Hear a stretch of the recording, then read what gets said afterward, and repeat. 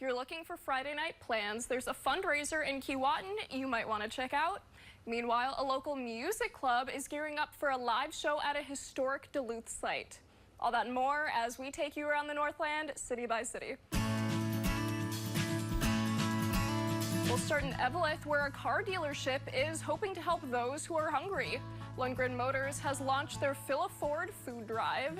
It's part of a challenge with Ford dealerships around the world to conduct the world's largest dealer food drive. From now until September 25th, you can drop off food donations. The Quad City Food Shelf in Mountain Iron is also in need of paper towels, cleaning supplies, and hygiene products.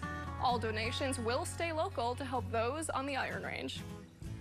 Next, we'll stop in Keewatin, where the American Legion Post 452 is hosting their Bags and Barrels Bingo tomorrow night.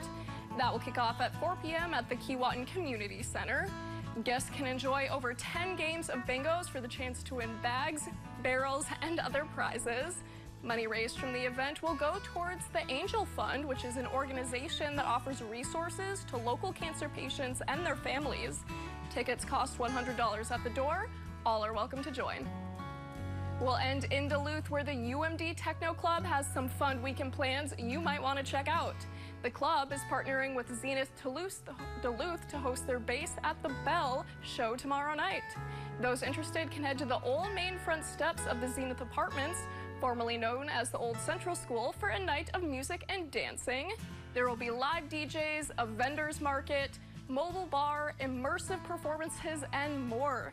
The show is free to attend. We will have a link to more information on our website, northernnewsnow.com.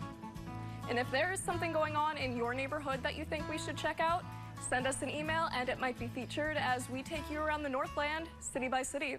In the studio, Anna Olfelt, Northern News Now.